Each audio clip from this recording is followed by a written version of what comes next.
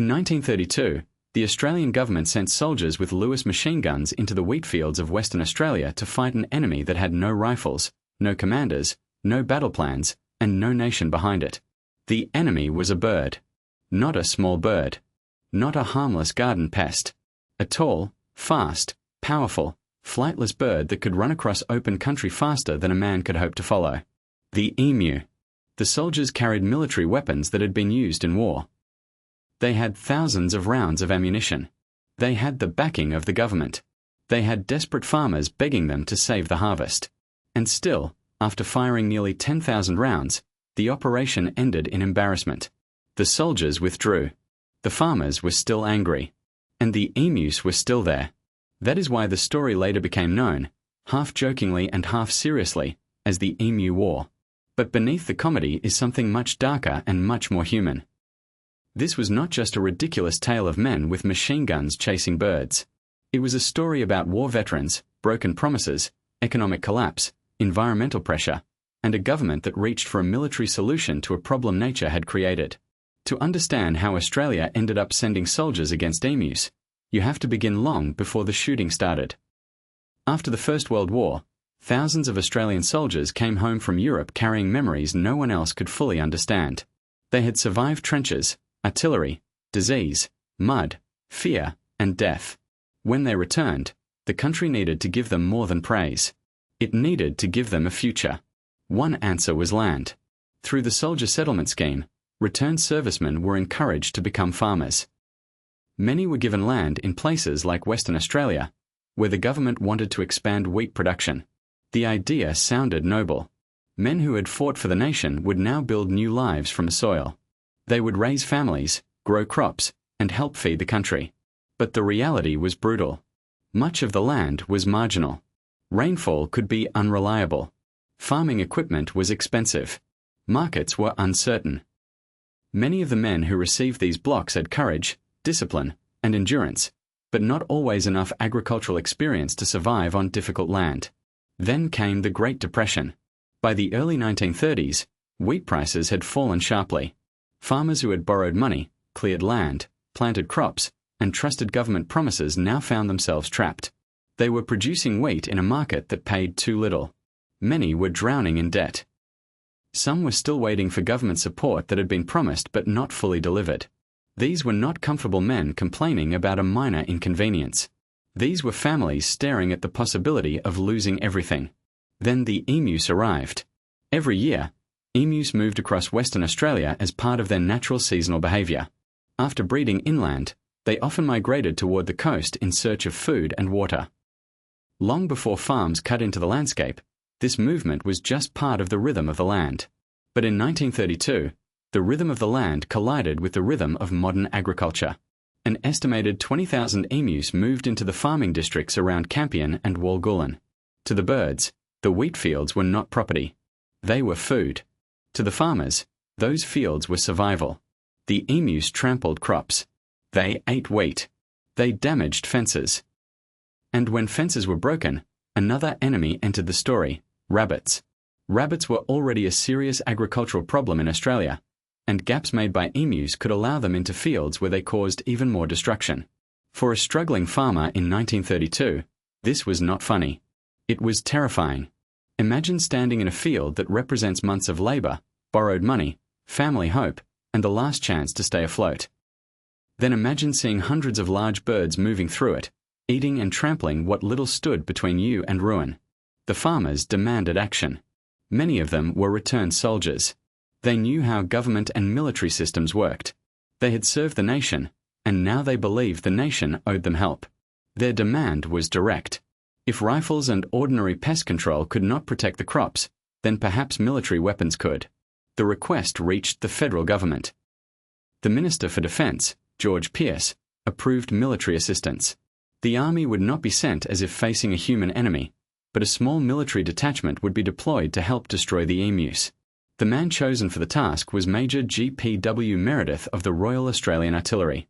He was sent with a small group of soldiers, 2 Lewis machine guns, and around 10,000 rounds of ammunition. On paper, it looked simple. Find the emus. Open fire. Reduce the numbers.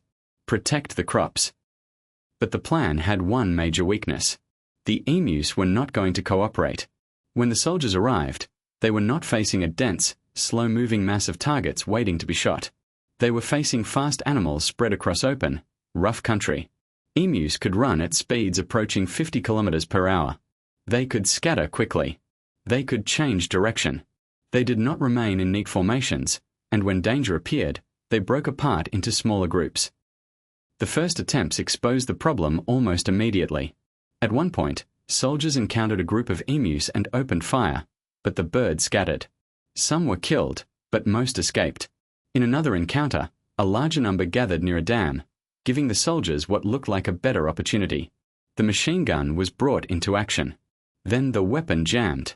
The birds ran. The moment passed. This became the pattern. The army had firepower, but the emus had movement, space, and instinct. A machine gun is terrifying when used against concentrated troops. Against scattered, running birds across uneven farmland, it was far less effective. The soldiers tried adapting. At one stage, a machine gun was mounted on a truck so the men could chase the birds while firing. It sounded like a clever solution. If the emus could run, the soldiers would pursue them. But the land defeated the idea almost as quickly as the birds did. The truck bounced across rough ground. The gunner could not aim properly. The ride was too unstable. A weapon that required control and positioning became nearly useless on a jolting vehicle racing through uneven fields. The emus kept running. Major Meredith later described the birds in a way that helped feed the legend. He suggested that they were remarkably difficult to kill and that some continued moving even after being hit. His comments were not scientific proof that emus were invincible, but they captured the frustration of the men trying to carry out the operation. The newspapers loved it. At first, this had been a local agricultural problem. Then it became a government-backed military operation. Then it became a public spectacle. The image was irresistible. Australian soldiers, armed with machine guns, chasing giant birds across wheat country during the Great Depression. It sounded absurd because, in one sense, it was absurd. But the absurdity sat on top of real suffering. The farmers were not laughing. They had asked for help because their crops were at risk. The soldiers were not there for entertainment. They had been ordered to assist. The government was not trying to create a national joke. It was trying to respond to angry rural citizens. Still, public opinion began to shift. Questions were raised about the cost. Why was military ammunition being used against birds? How effective was the operation? Was this the best use of government resources during an economic crisis? Was the army being made to look foolish? The more the story spread, the harder it became to separate practical pest control from embarrassment. And the numbers did not help. After the first phase of the operation, the results were poor compared to the ammunition used. Thousands of rounds had been fired, but the number of confirmed dead emus remained low. The soldiers had not wiped out the flock. They had not decisively protected the wheat belt. They had not delivered the clean victory politicians might have hoped for. The government ordered the operation stopped. For a moment, it seemed the story might end there. But the farmers were still under pressure, and the emus were still causing damage. The military effort resumed later in November. This second phase was more effective than the first, but still not enough to transform the situation. By the end, around 986 emus were officially reported killed, with Major Meredith estimating that more later died from wounds.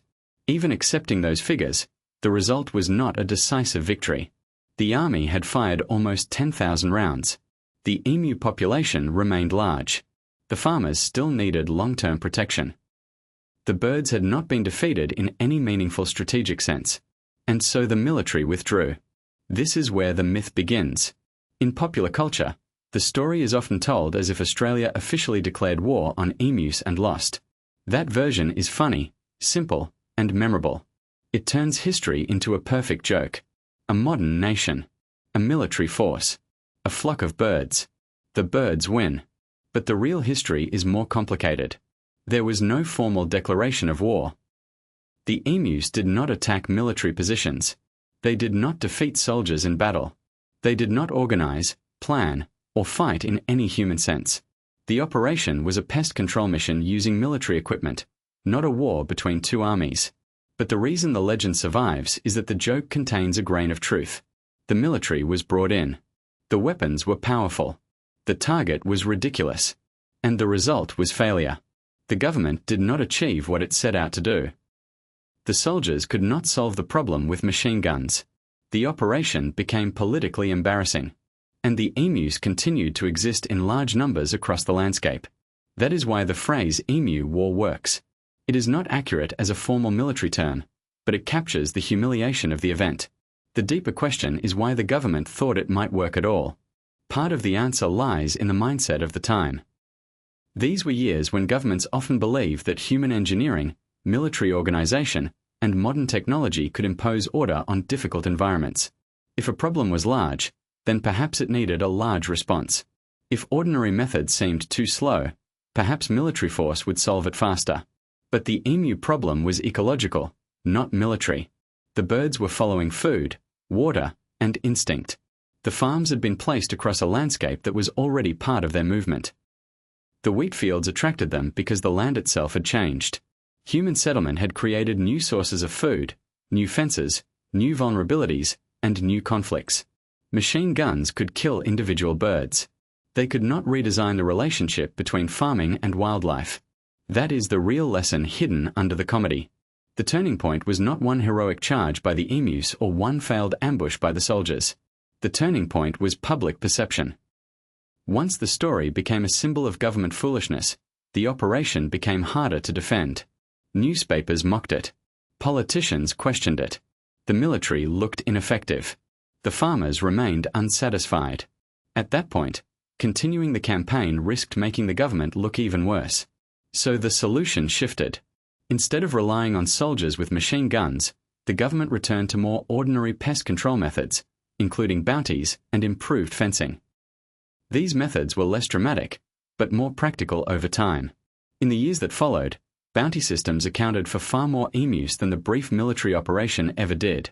By 1934, more than 57,000 emu bounties were claimed. That fact matters because it changes the meaning of the story.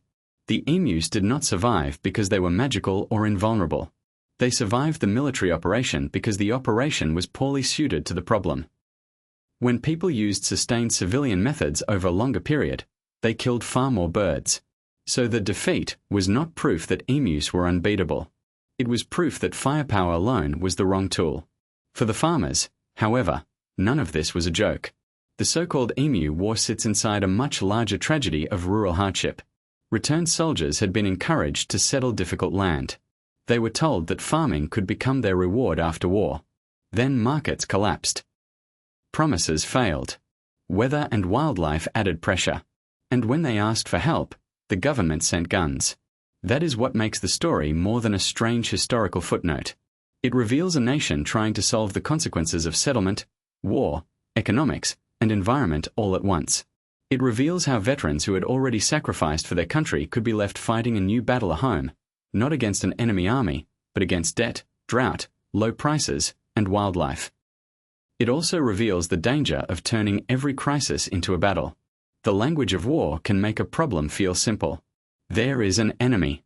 There is a weapon. There is a victory to be won. But some problems are not battles in that sense. They are systems. They are environments. They are long chains of cause and consequence. The emus were not evil. The farmers were not foolish. The soldiers were not cowards. The government was not trying to become a laughingstock. Everyone involved was trapped in a difficult situation. The birds followed survival. The farmers fought for their livelihoods. The soldiers followed orders. The politicians tried to respond to pressure. And history turned the whole thing into one of the strangest episodes in Australian memory. Today, the Emu War is often remembered through jokes, memes, and headlines. People laugh at the idea that a modern army lost to birds. And honestly, the image is hard not to laugh at. Soldiers with machine guns. Emus sprinting through wheat fields. A government forced to back down. But if you look closer, the story becomes less ridiculous and more revealing. It shows how fragile farming could be in the Australian wheat belt during the Great Depression. It shows how difficult life was for returned soldiers trying to rebuild after the First World War. It shows how government policy could push people onto land that demanded more than they were prepared to give. It shows how wildlife management requires patience, planning, and ecological understanding, not just force. And it shows something else too. Nature does not always respond to power the way humans expect. A machine gun can dominate a battlefield, but it cannot make an ecosystem obey. A government order can send soldiers into a field, but it cannot make birds stand still. A desperate policy can look strong in a cabinet room, then fall apart the moment it touches dust, heat, distance, and instinct. That is the real story of the Emu War. Not that birds became soldiers. Not that Australia fought an official war against wildlife. Not that emus defeated a nation. The real story is that a government, under pressure from desperate farmers, used the tools of war against a problem created by environment, settlement, and survival. And the tools of war failed. In the end, the emus did not need strategy. They did not need courage in the human sense. They did not need commanders, flags, or speeches. They only needed to keep moving. Across the fields, through the fences, beyond the reach of the guns. And that is why, almost a century later, people still remember the strange little campaign in Western Australia where soldiers came armed for battle, farmers hoped for rescue, politicians expected results, and the birds simply refused to disappear. The soldiers went home. The legend stayed behind. And the emus kept walking.